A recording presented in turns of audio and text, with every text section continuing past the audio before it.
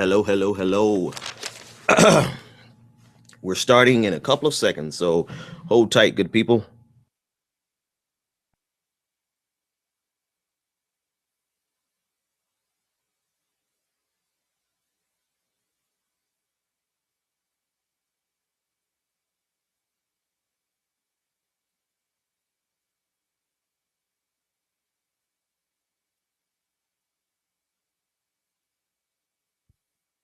And here we go.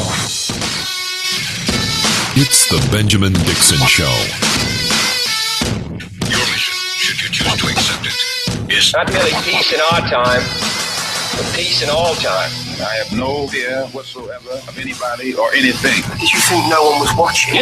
Injustice anywhere is a threat to justice everywhere. your mission. To boldly go where no man has gone before. To reclaim the American dream. To be given the right of human beings to be afforded equal rights and equal opportunities. It's the Benjamin Dixon Show.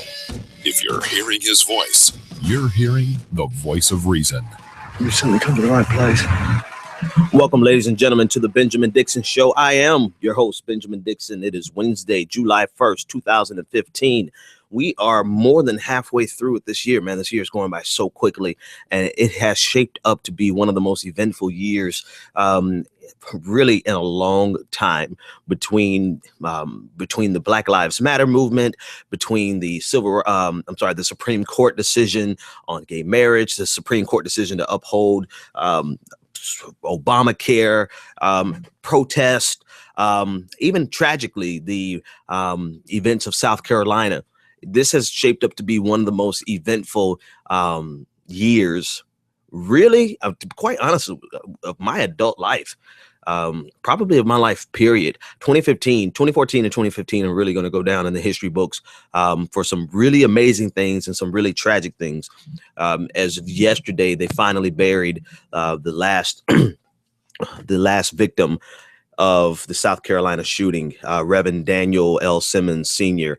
He was the final victim to be buried, and he was the one that jumped up to help Reverend Clementa Pinckney. And after the assassin, the terrorist, shot Reverend Pinckney first, Reverend Dr. Simmons jumped to aid Reverend Pinckney, and he was then shot and killed. And I think that puts things in the proper perspective when you consider that what this guy did, what this animal did, took 2 weeks to bury everyone. Today is 2 weeks since the incident, and it took 2 weeks for them to bury all 9 people. And a lot of times I said this before, and I'll say this again. We move so quickly past the human tragedy, and we begin to address it politically, and we begin to address it socially, and we begin to address it in other ways. And, you know, there are some political things, social things that we need to address with regard to the tragedy, the massacre. But sometimes we just move so quickly past the human tragedy, the loss of life, the families that are broken, the community that is broken. And we move so quick to finding, I guess, some absolution, finding some resolution. I don't know. We just, sometimes we don't pause. As a nation, the families most certainly have paused, and they have no choice, right? It's not like it's a voluntary thing. Oh, we'll take a moment. But as a nation, we don't stop and really take a moment to reflect enough on the human tragedy. And the human tragedy is so many people were killed. 9 people were killed, and it has taken a full 2 weeks to bury them all. And so yesterday, they buried the final victim of the Charleston 9 massacre. And now it's time for families to move forward, and it's time for the nation to move forward, but not past, right? It's not time for us to move past what happened. There's still some things that need to be taken care of and rectified, changed, concessions made. We extract as much as we can because of this incident, because you know what, that's the thing. The families, they have to grieve the rest of their lives. And so part of that grieving, a lot of people complain, oh, why did they forgive him? Why did they forgive him? You know, they shouldn't forgive so quickly. But you know what? I'm telling you, if you don't forgive people, man, it will eat you alive. Those families understand the simple fact that if you don't forgive somebody in a situation like this, then it will eat you alive for the rest of your life, and you will become the monster that you hate. But for the rest of us, you know, we didn't lose family members. For the rest of us, it's not for us to forgive. None of us have to forgive. We have to get into action and make things happen, to make sure, to do our part. Now, it's not going to stop. This is going to happen again in some form or fashion because of the number of times that gun violence, mass shootings happen in the United States. But we can do our part to do our best to stop it from ever happening again. We don't just lay down and accept it. So we need to give room to the families to forgive, because they have to move on with the grieving process for the rest of their lives. But the rest of us, you know, don't give commentary over why they shouldn't forgive. You know, just do your part. Man, I can't, you know, and I know that I'm just a commentator, right? I know my position in the world. I know that I'm just, you know, give insight on situations. So I am somewhat of the same people that I can't stand. You know, I can't stand people who just have a microphone and a camera, ding, ding, ding. And all they do, though, is they critique people without ever building people up. They criticize people without ever. Your entire purpose is to defame and to destroy other people, and you do nothing to build up society. And so there's this whole group of people who are looking down, who are criticizing the families for forgiving Dylann Roof, and they have not been the ones to suffer. Right. So people like that, you know, those are, to me, you know, that's one of the downfalls of social media and Facebook and YouTube, that everyone has an audience. And even me, you know, whether you like me or not, I have an audience. All right. So we just can't move so quickly past the human tragedy. It took 2 weeks to bury all 9 people. And yesterday, Reverend Dr. Simmons, Daniel L. Simmons Sr., was laid to rest. And now it's time for the families to begin their mourning, for their grieving process through the rest of their lives. Man, it doesn't end. Trust me, it doesn't end. And then to compound the loss of someone in such a tragic and horrific way, you know, that pain doesn't end. It just kind of subsides a little bit. And so our thoughts and minds and prayers to the families. And now that all of them have been laid to rest, we need to not let up. In related news, another church has burned, this time in South Carolina. A total of 6 churches have burned since the shooting. 6 churches, most of them historically African-American churches, have burned. So on the 17th, the Charleston shooting, 2 weeks ago, was the Charleston shooting. And then immediately on the 22nd, College Hill Seventh-day Adventist in Knoxville, Tennessee, was burned down. On the 23rd, God's Power Church in Christ in Macon, Georgia, was burned down. On the 24th, the very next day, Briar Creek Baptist Church in Charlotte, North Carolina, was burned down. On the June 26th, Glover Grove Missionary Baptist Church in Warrenville, South Carolina, was burned down. And on the 30th, just yesterday, Mount Zion AME, another AME, just like Mother Emanuel, in Greenleeville, South Carolina, was burned down. And they have these hashtags going around saying, hashtag who is burning our Black churches. You know what? A lot of times hashtags are very effective, you know, i.e. Black Lives Matter, i.e. take down the flag. But in this case, it's a dumb question. They've already identified that 3 of the 6 burnings were arson. Actually, before I even go further, the very last one, the one from yesterday, Mount Zion AME, that church was previously burned down by the Ku Klux Klan. The FBI identified the Ku Klux Klan as the arsonist involved in the previous burning of the Mount Zion AME church, not 30, 40, 50 years ago, not 60 years ago, just 20 years ago. And I had to do the math. I'm getting old. Right? I was like 20 years ago. I was in high school. I wasn't. That was 1995 that this church was burned down by the Klan. Now, for anyone who thought that racism was so long ago that it's not applicable to today's life, this was 1995. Power Rangers was still on TV, was just coming on TV. I mean, Saturday morning cartoons were still on full swing. I mean, this was in your lifetime. This was just about all of our lifetimes. This was not in black and white era. This was just 20 years ago that the Klan previously burned down this church. The church was rebuilt, and on last night, it was burned down again. Don't ask I don't like silly questions. I don't like silly questions. Who's burning down? We know who's burning down these churches. It's just going to be up to for the investigators to get enough evidence to show it. But this is, no need for speculation. Everyone who knows about these stories, you already know what you feel. You know what I feel. I just think that it is a retribution. I think it is an act of revenge. I think it's an act of hatred because of the Confederate flag coming down. And you know what? It really should show you that we have not moved from a time where racism is in full swing. We're not talking about covert racism. We're not talking about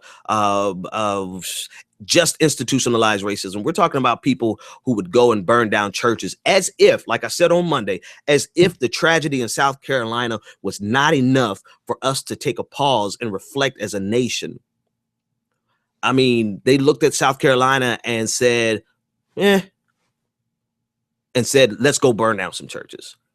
With so many churches being burned down, some of them, it's just the odds, and these are not good odds, but the odds are in favor of someone doing this for a racist reason. There's just too many happening. Now, one of them was struck by lightning. Of the 6, one of them was struck by lightning, and that caused the fire, right? Okay. And then they said another one might be a coincidence, might be an accident, right? Because of some faulty wiring. I get that. But the rest of them, they have identified as arson. And so another church is burned down, and people are trying to say, well, it may not be about race. I've heard this in 2 different places. I heard it once on with Roland Martin, and I saw a tweet about it. So I don't know exactly where it came from originally, but it's not my original thought. But they said if these had been synagogues, if these had been Jewish synagogues, and 6 of them burned down within a 2-week period, no one would be sitting around questioning whether or not it was a hate crime. No one would be sitting around questioning whether or not it was arson. People would move into action. And so we see that there's there's not even a lot of media coverage over this. And what's sad is that without social media, a lot of things would not have been brought to light. There's a lot of things that happen in the United States that if it was not for social media, it simply would not be brought to the attention of the broader national community and the national discourse. And so, I don't particularly like the hashtag who's burning down our churches because, I think the appropriate hashtag would be we know who's burning down our churches. But anyway, I digress. So this is something that's still going on that is that is insult to injury or injury on top of injury. I don't know how you want to categorize it. But so a lot of other things are going on in the news. And I personally can't stay there with the burning churches. I can't because, it's too much. It's too much. But so many other things going on in the news. And I want to deal with a lot of new people entering into the election for the Democratic and the Republican nominees for 2016. And yesterday, and let me look at my time. I want to make sure I have enough time to deal with this. Yeah, you know what? Let's do this. I'm going to take a quick break. We're going to take a quick break. And when I come back, I want to deal with Bobby Jindal. I want to deal with Rand Paul, and I'm definitely going to deal with Donald Trump. 3 new candidates that have entered into the campaign for 2016 and their positions. And more specifically, just some of the shenanigans these guys. I mean, this is shaping up to be quite the I hate to use everyone else's word, but I'd have nothing else to describe this other than a clown show. So we definitely want to deal with that when we get back from break. And when we get back from break, we're also going to deal with some other issues. I want you to join the conversation. 857-600-0518. This is the Benjamin Dixon Show.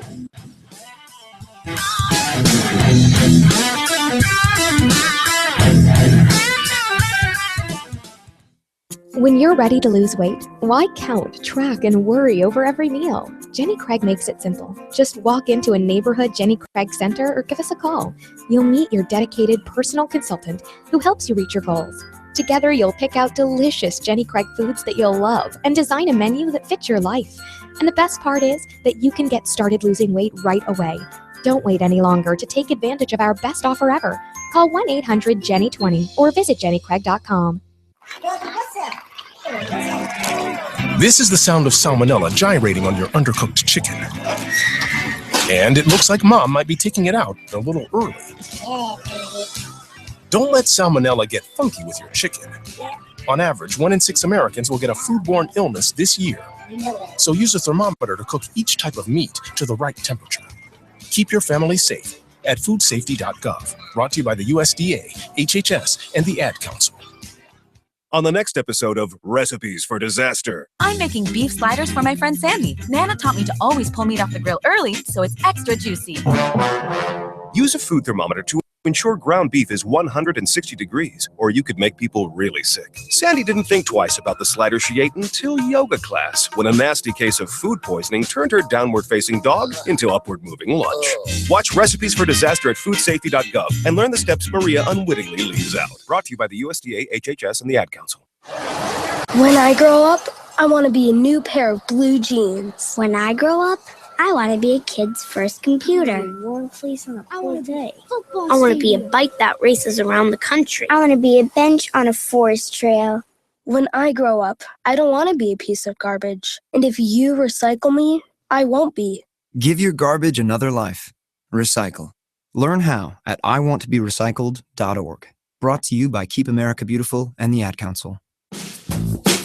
Welcome back to the Benjamin Dixon Show. If you're hearing his voice, you're hearing the voice of reason. Welcome back. Welcome back, ladies and gentlemen. Yeah, so I often have conversations with some good friends of mine. We love to debate just for debate's sake sometimes, just to make sure that we stay on our toes. And I actually have a debate with an ongoing debate with a friend on whether or not there's enough difference between the Democratic Party and the Republican Party for people to actually go out and vote. There's a lot of people who honestly think that the parties are so similar that there's no reason to vote whatsoever. And I can, to a certain extent, I can kind of understand that sentiment with regard to economic issues. We saw that while, everyone said we were distracted by gay marriage and by the Confederate flag, first of all, if you can't handle more than one battle at one time, then you're not useful to the entire movement whatsoever, whatever movement you're associated with. For me, I'm in the progressive movement, right? If you can't handle dealing with gay marriage and fighting against the Confederacy at one time, then you're not really useful to us. So the entire, thing about being distracted is foolishness. So, but while we were paying attention to that, though, at the same time, President Obama got authority for the fast track for the TPP, the Trans-Pacific Partnership, and economic globalism, moving us further into the age of globalization. And he got support mainly from the Republican Party. That in itself should have sent off everyone's alarms. Now, I'm going to tie all this back, but I just want to just unpack this, that on economic issues over the last 30 years, Democrats have been all but identical to Republicans. In the last 30 years, we've only had two Democratic presidents, and that's Obama and that's Clinton. And both of them have pretty much done the bidding of businesses. And we see this with the TPP. It's just what it is. The Trans-Pacific Partnership would have been enacted even if McCain or Mitt Romney were president. Okay, so in that regard, I kind of understand that argument that it's really not so much difference between these two parties. But you have to understand, and maybe I'm trying to decide whether or not I'm going to do that last segment on globalization and its, and the effects of it, and just starting a conversation with my listeners about the pros and cons of globalization and almost the inevitability of it, right? Because globalization is a freight train that no one is stopping. There is no Superman who's going to stop jump in front of the freight train that is globalization. It is in full force, and I think we almost need to come to terms with that versus just attacking it and saying that it's a bad thing. We need to come to terms with it and realize the shaping of the world has almost been just set in motion. We see that the Democrats oppose the Trans-Pacific Partnership just enough to pacify people. I mean, they opposed it for 1 week, and then the next week they signed it into law. Not the actual partnership, but the fast track for the partnership. So it's kind of disconcerting when you consider that it's hard to tell the difference between Democrats and Republicans with regard to economic issues. The jury's still out on me for me. I'm not honestly 100% sure that globalization is the worst thing in the world, because it's almost like can it be stopped? And if it could be stopped, should we stop it? All right, I'm getting ahead of myself. I don't want to deal with that until the last segment, but I bring that up because there are more things involved than economic issues. And we see that especially with social issues. And with regard to social issues, there is a night and day difference between the two parties. With regard to social issues, they are completely almost antithetical to each other. And seeing as the social issues really deal with the rights that we have as individuals, I think that is significant enough for us to say, okay, some people just never need to get in power. And one of those people, actually, I have 3 people for you today. 3 people who will probably never be president, but they sure as hell should never have even been candidates. Rand Paul, Bobby Jindal, and Donald Trump. Yeah, let me tell you something. Your candidates reflect your party, but they reflect the individuals in your party. And the fact that we can get a clown like Donald Trump to be a candidate for president inside of this party twice, I think he ran again. He ran briefly in 2012. But the fact that they can even get up there and be taken serious says a lot about the general Republican Party and their base. But I digress. I want to talk first about Rand Paul, because he did something this week that should help everyone to realize who he really is. This week, Rand Paul went and met with Cliven Bundy. And for those of you who don't remember Cliven Bundy is the rancher who allowed his cattle to graze on federal lands for so long that he racked up $1 million worth of fines. And he refused to pay it because he didn't recognize the federal government as even existing, right? That was his later claim. He was like, the federal government doesn't even exist, and I don't recognize it in the states' rights and all these things, as if that wasn't enough. Then he won. He won in the sense that they released his cattle and he didn't have to pay the fine because the federal government did not want to get in a conflict with all of the armed militia that showed up and pointed guns towards federal agents, right? They just saw that it was going down a road that probably is going to end in bloodshed. So he won. He won for all intents and purposes. But that wasn't enough for Cliven Bundy. And the reason I'm bringing him up again is because Rand Paul went and met with Cliven Bundy yesterday. And I just want to remind everyone exactly what Cliven Bundy actually stands for. I want to tell you one more thing I know about the Negro. When I go through Las Vegas, North Las Vegas, and I would see these little government houses.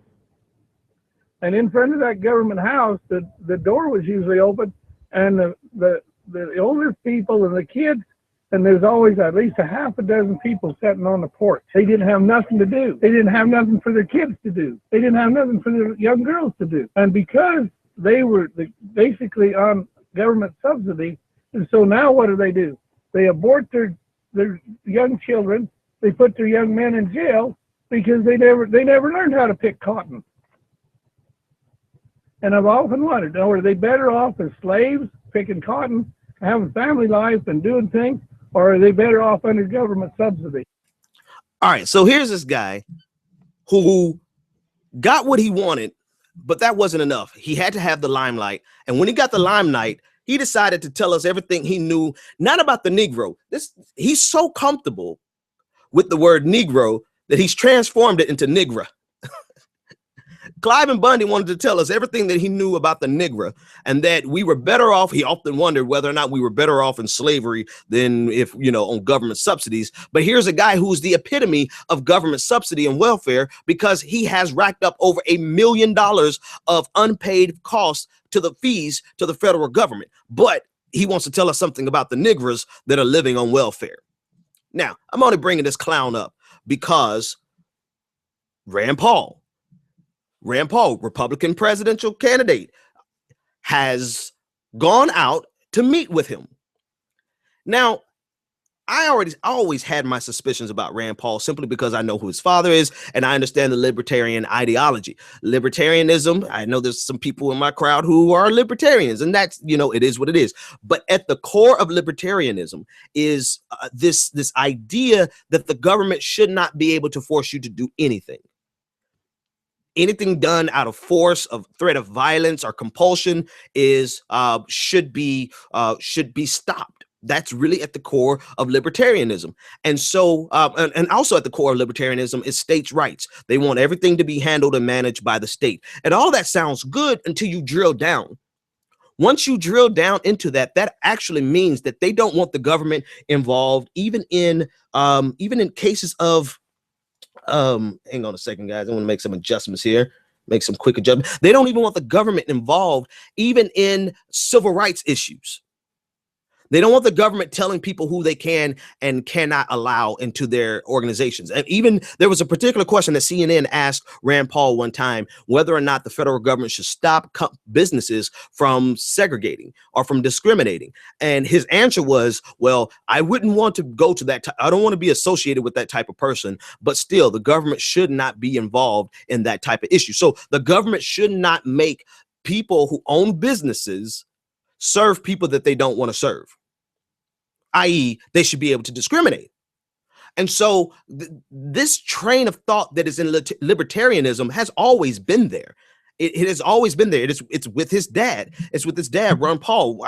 There was a radio interview that Ron Paul did some years, actually, I think it was earlier this year, where he was discussing war and he was discussing getting help from the Congressional Black Caucus. And I have that clip here. And he was talking about he dismissed the entire Black Caucus, their contribution to the anti-war effort, as being only because, not because they were anti-war, but because they wanted food stamps. I don't want you to take my word for it. Listen to yourself. As soon as that loads up, it'll play for you. Generally, the Black Caucus want all that money to go to food stamps. Let me play that again. Generally, the Black Caucus want all that money to go to food stamps.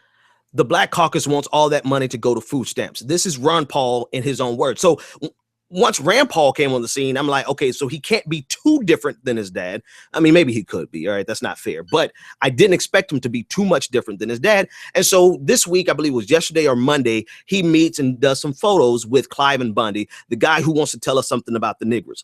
Now, here's the problem. Rand Paul has hired over the years, he has hired and acquired quote unquote Black advisors. And I was reading the article on CNN. The Black advisors were there to help him become comfortable around Black people. That's what the article says. They even went so far, you can check this out. They went so far as to bringing around ex-convicts and bringing around teens off the street. And they went even one step further and they put him on a phone call with Master P. Most of you, some of you probably don't even know who Master P is. A rapper. They put him on the phone call with a rapper. So all of these things that they've been doing with him over the years to try to make him more comfortable with Black people, and it started to work. It started to work because Rand Paul found a niche that he could actually talk about and be in agreement and get an applause from a Black audience. He found a way that libertarianism could be appealing to Black people, in particular, the war on drugs, because the war on drugs has disproportionately affected the Black community. Everybody knows that, right? No big surprises there. So anytime he went into a Black audience, he would talk about how the war on drugs has been an abysmal failure. It has targeted African Americans disproportionately so. You know, most people who are in prison, 3 out of 4, I believe, who are in prison because of the war on drugs are Black. And so he would talk about how we need to bring the war on drugs to an end and blah, blah, blah, blah, we need legalization. And all of that lines up with his libertarian thought. Fine. He would get applauses from the Black crowd. Fine. But after all of this time investing in helping him to become comfortable with a Black audience, per this article of CNN, I'll post it for you. He goes and meets with the guy who wants to tell us something about the Negro. I wonder, I really would love to have seen what his council of Black advisors thought about that. What did they think when they saw that picture come across TV? And when they got it across the news feed. So everything that they worked on, the interview with Master P, the sitting down with the ex-convict and the hanging out with some boys from the block, all of that just went to hell, because now he's decided to meet with a guy who could say this type of thing and then turn around and say, well, I'm not a racist. And that's the world we live in. You can say anything that you want, so long as you preface it or end it by saying I'm not a racist. But that's I think, and I was listening to Michael Eric Dyson, and he was talking about the calculation that he made, because Cliven Bundy, it's not so much that Cliven Bundy is a racist, which he is, but Cliven Bundy represents that vein of libertarianism that is anti-government. That vein of libertarianism that says the government has no right to tell me to force me to pay taxes or force me to do anything that I don't want to do. That's what it represents. And by meeting with Cliven Bundy, he actually was playing to his libertarian base. He was playing to that swath of people out there who absolutely hate government, the government being involved in telling them what they can and cannot do. And we're not talking about telling them, you know, who they can and cannot marry. We're talking, well, that's included too. But more specifically, they don't want the government to tell them to pay taxes for the common good, for the common welfare. They don't want the government to say, okay, if you're going to own a public business, if you're going to serve the public square, then you're not going to be able to discriminate. They don't want, that's what libertarianism does not want that. And that is why he went and met with Cliven Bundy, to the expense, though. It's going to cost him in the Black community. It just is, because you cannot associate with this guy who is so comfortable with referring to Black folks as Negroes that he made his own colloquial, the Negro. Let me tell you about the Negro. That is the clown show that the Republican Party, and it gets worse. It doesn't stop. It doesn't stop with him. It goes to now Bobby Jindal, who I really want to thank Bobby Jindal for getting into the election this year, because it really is going to make this election cycle kind of fun. Bobby Jindal, the governor from Louisiana. I don't even know where to begin with this guy. First, let's start with the professionalism and the team that he's hired. Someone on his team thought that it was a good idea to kick off his campaign with the hashtag Ask Bobby. And, you know, that in itself lets me know that he's not ready for prime time, because Twitter just got through eviscerating. I mean, they went with the scorched earth policy on Rachel Dolezal with the same hashtag, Ask Rachel. So he came out with Ask Bobby, and they wanted to make it a question and answer type Twitter town hall. Clearly, it didn't go well, because it was taken over, and some of the questions that got asked, and it's still going on. It is still going on. Just go visit the hashtag Ask Bobby and prepare to laugh. Some of the things that they asked, because you know he's a creationist, they asked Bobby, how did they fit a T-Rex into the Ark? Political Groove asked, at Political Groove said, if you're not a scientist when it comes to global warming, how are you a doctor when it comes to women's reproductive systems? But the one I liked the most was, and I should have prefaced this with this last one. Have you seen the self-portraits of Bobby Jindal? They're not of Bobby Jindal. They're of a Reagan-esque complexion and style. So Queen, I don't even know how to, I had to translate this. KW33NSOHI9H. And then I thought about text language. So the name is at Queen So High, but spelled with KW33. Anyway, she said, "Why are all of your self-portraits of a strange white man?" This is just, I mean, there are hundreds of thousands of tweets out there right now asking Bobby questions. And then some of them are not just silly. Some of them are legitimate questions about how he could defund education so much that universities have to close and still think that he's qualified to be president of the United States. How is it that he can take a surplus of $1 billion and turn it into a deficit of $1.6 billion in Louisiana and still think that he's qualified to be president of the United States? I mean, you don't set yourself up to be, all attention is not good attention.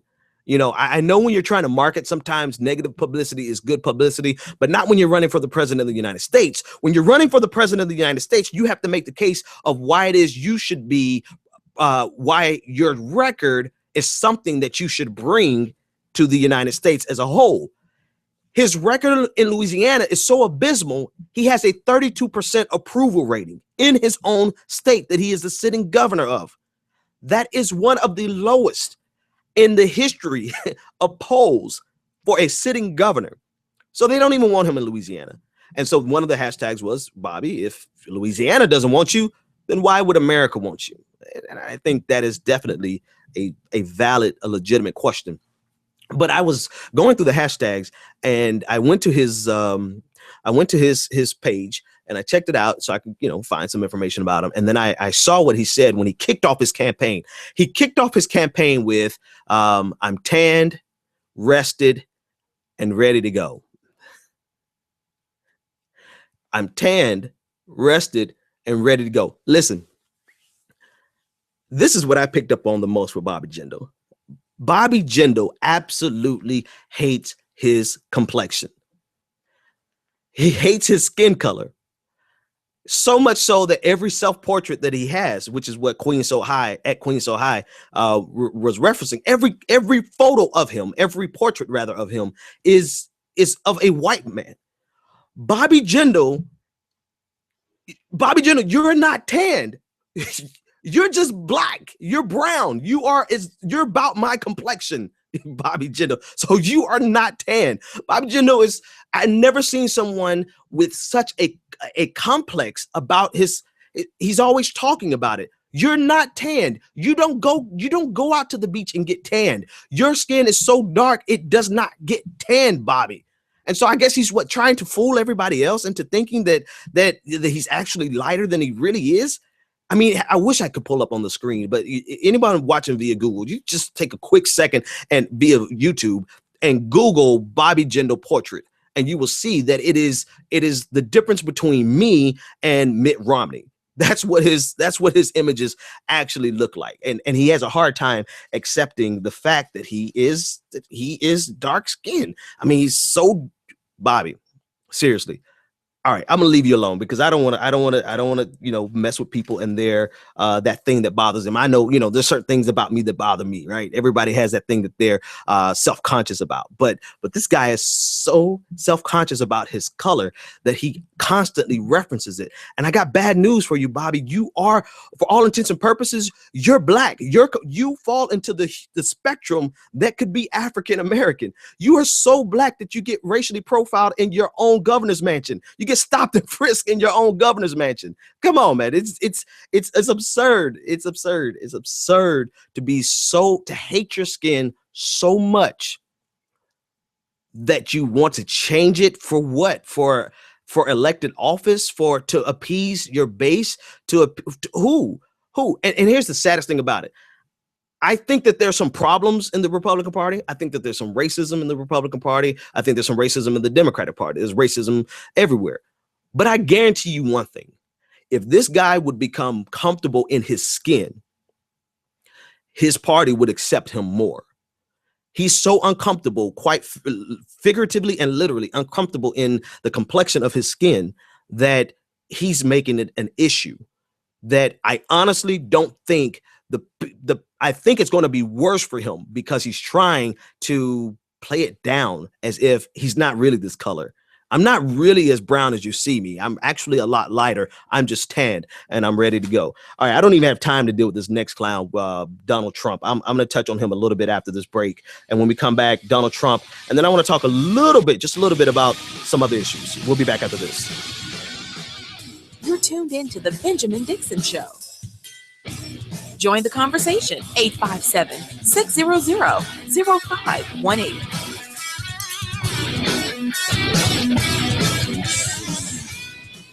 Looking for the right business opportunity? Need the right product, the right marketing plan, and the absolute best training in the world? Well, look no further. The Elite Team. Every leader in time excels. They believe the key ingredients in becoming successful in life and in business are just a keystroke away. Go to www.eliteteamsite.com. That's www.eliteteamsite.com. The Elite Team has a system in place that will move you closer to achieving your goals and dreams. Visit www.eliteteamsite.com or TonyFlemingEnterprises.com today. College is important, but it can also be expensive. College Planning Services is a group of educators, administrators, counselors, and other licensed professionals that work together to provide the necessary services, networks, and information to reach students that are serious about getting a college education. College Planning Services partners with financial institutions, corporate sponsors, and other major players in the global market to strategize in building a pool of information regarding financial aid, scholarships, and funding information to assist students in preparing to access the essential resources to build upon their path to an educational future. Learn more at collegeplanningtoday.com and let us help you start your college career.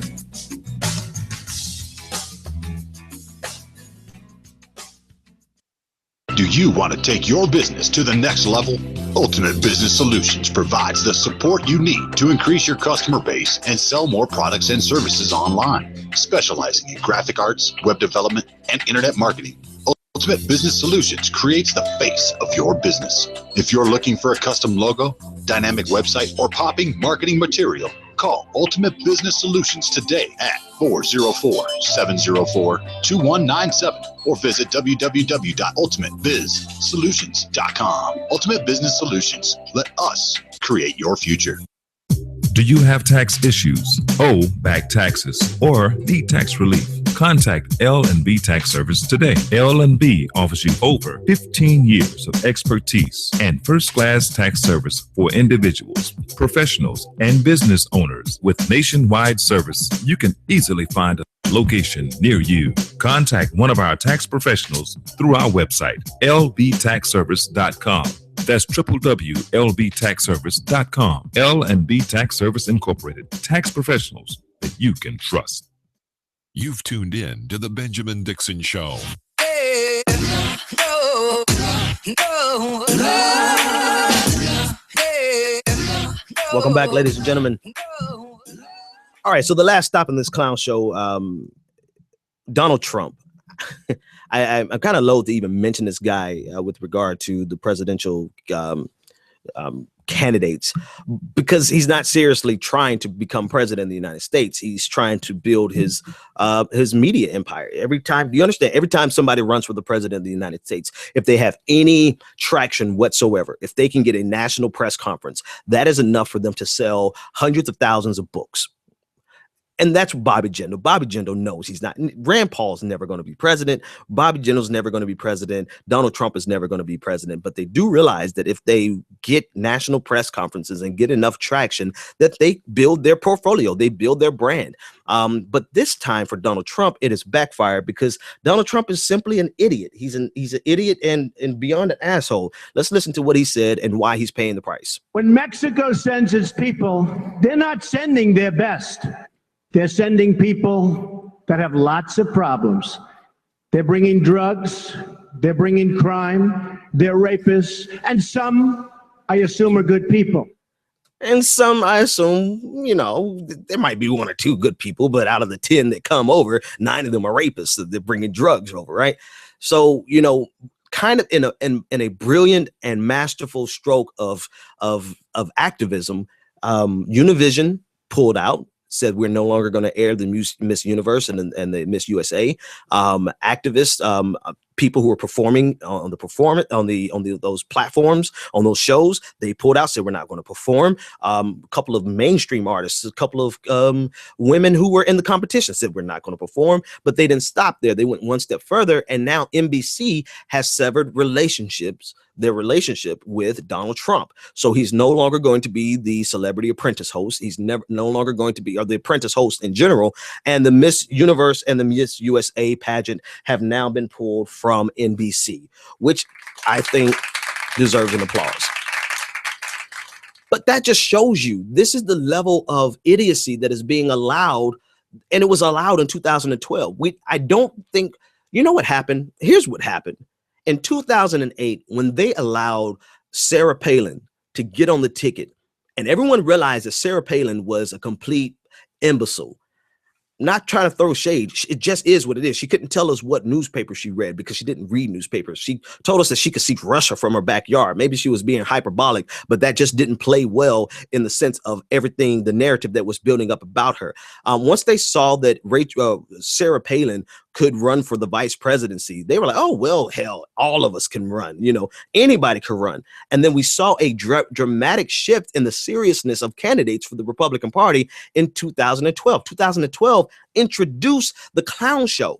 I mean, it became a freak show of people who were not qualified in the sense of they just didn't even have the wherewithal to put a campaign together for a congressman seat. And then they did not have the presentation, the wherewithal to handle themselves in public. And you got all kind of craziness. And you would think that it would change, but it actually has gotten worse. Now we get people like Bobby Jindal, who is not even qualified to be governor of the state that he's governor of. And then you get the return of the Donald. You know, this guy who is a perpetual caricature of himself. I mean, he's a cartoon character of himself, and he's doing it. All of them are doing it just for a national profile.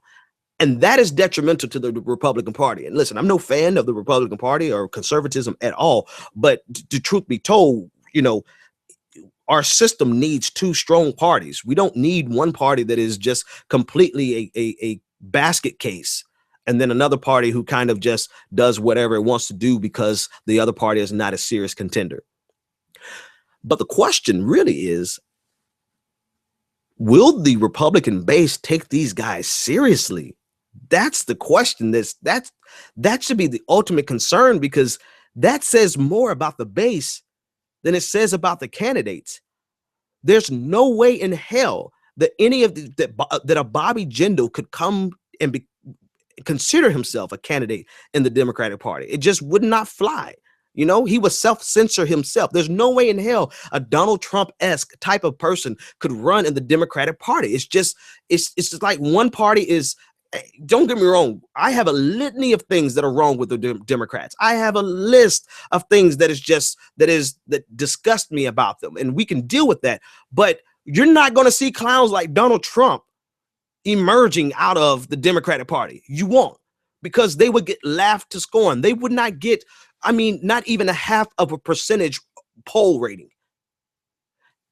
That is the nature of the modern Republican Party. It is almost just, it is a free-for-all for people who are opportunists, who are self-serving, who are using it as a platform to sell books, who are using it as a platform to get another job, to get a consulting job, to get a lobbying job, and they are destroying their own party. And I'm not going to stop them. I mean, why would we stop them? Other than the fact that it is detrimental to our broader conversation. We cannot have a serious conversation. And because it leaves people like Jeb Bush, who I just read a report during the break, Jeb Bush actually opposed Obamacare, but he just got through selling stock in one of his companies that actually doubled in profits because of Obamacare. He turned $500,000 into $1 million out of one investment because of Obamacare. And so while this clown car is ensuing around the Republican Party, there really is just one candidate that's emerging at the top who represents everything that is wrong with America in terms of an aristocracy, in terms of a dynasty. But who is his legitimate competition? Who is going to stop Jeb Bush from being the nominee? It's definitely not going to be Bobby Jindal. It's not going to be Rand Paul. It's not going to be Chris Christie, who just threw his hat in the ring yesterday. Which I don't even have time to deal with Chris Christie and straight talk and all, mean what I say and say what I mean. You cannot be a one-stick pony, a one-pony trick show, whatever the saying is. And that's all he is. All he knows how to do is try to talk tough. Well, people kind of see through that now. So who's going to stop the aristocracy from emerging? Who's going to stop Jeb Bush from continuing the dynasty that is the Bush brand in the Republican Party? So everyone who's sitting around saying that there's no difference between parties, listen, there is a distinct difference when it comes to social issues and when it comes to just common sense things, right? I am definitely disappointed in the fact that there is no difference. There's not enough difference between the economic policies of the Democratic Party and the Republican Party. They may as well be the same. With regard, we have not shifted back. Anyone who follows history, look over the last 30 years. We took a dramatic shift to the right in 1981, and we have not shifted back yet. We are still headed in the direction of laissez-faire economics, of trickle-down economics. Neither Clinton nor Obama has corrected that trajectory. And so in that regards, they may as well be in the same. Economically, they may as well be the same. But when it comes to social issues, when it comes to individual liberties, when it comes to civil rights, when it comes to justice, when it comes to equality, it is a night and day difference. And so for all the people who are out there who's like this, there's not enough, I'm not even going to vote, and they think that it's an intellectual statement to say, oh, well, there's not enough difference and I'm not going to vote. You're just voting and you don't even realize that they're the same party. Economically, I might agree with you, which is why we should have a meaningful conversation about globalization, because that's at the core of it. That is the party that's in power economically. Globalization is the party that is in power. It has been so since Nixon, be quite honest with you. Since Nixon, we have been moving the trend towards globalization, which is taking jobs away from the average middle class American here in the United States. But it almost feels inevitable. It almost feels like there's really no way to stop it. And even if we could, would it be a good thing holistically? It may be a good thing for jobs here, but is it a good thing for the trajectory of our economy as a whole? That's an entirely different conversation. But I only bring that up to say I agree with you with regard to economic issues. But with regard to social issues, there is such a night and day difference that if you allow certain people to get in power, you can see clearly the restrictions that they would place on people who do not reflect their image, people who do not believe their ideology, people who do not believe what their Bible teaches or what their faith teaches. They want to control us. And that is the major important difference. And so by saying, oh, I'm not going to vote, you're essentially saying, I'm just going to let this party take us wherever they want to take us. You're even saying that with regard to the Democrats. Here's the problem. You're complaining, but if you're not voting, you're not controlling the destiny of your own ideology. Anyway, it's not, this episode is not about voting. It's really about the shenanigans that represent the modern Republican Party and the type of characters that they have allowed to become mainstream, viable candidates. I mean, people are actually taking some of these guys seriously. And that should tell you everything that you need to know about the base and that should tell you everything you need to know about the structure. But ultimately, it's going to lead to Jeb Bush, and I feel the same way almost about Hillary Clinton. I would anyway. I'm going to keep all that to myself. All right, folks. Listen, on Friday we're going to be broadcasting from our nation's capital. July 3rd, for the 4th of July, we're in Washington D.C. and we're going to be broadcasting from. I don't know. I'm trying to see if I can get a strong enough signal out in front of the Lincoln Memorial. If not, I'll find a coffee shop and just broadcast from there. But we want you to join us on Friday, same time. You can join the conversation, 857-600-0518. Also, follow us on Twitter at The BPD Show. You can find us online at thebenjamindixonshow.com. There are plenty of places to find us. Thank you for all the videos, a lot of views on our videos. Definitely check us out, subscribe. Hit us up in every place. If you have Facebook, follow us on Facebook. If you have Twitter, follow us on Twitter. And if you're on YouTube, definitely subscribe so that we can keep speaking truth to power and doing what it is that we do. Folks, I'm going to get out of here. It's a beautiful day, and I think the sun is finally coming out. I can't tell. I just turned around to look, and I can't see out my window. But anyway, I'm out of here, folks. And until that moment comes, when we, the Americans, are able to accept the fact that on that continent we are trying to forge a new identity for which we need each other, that I am not a ward of America. I am one of the people who built the country. Until this moment. That we are brothers. It's not a question of Jews or Christians or Muslims. We're all in the same boat. We need each other. Love is a condition so powerful. It may be that which holds the stars in the firmament. Until this moment. Love. Until this moment. Love. Until this moment. I come to you today to say that we can build a newer and better nation. I say we can do so, that we must do so, and that we will do so. You've tuned in to The Benjamin Dixon Show. Visit us online at www.thebenjamindixonshow.com.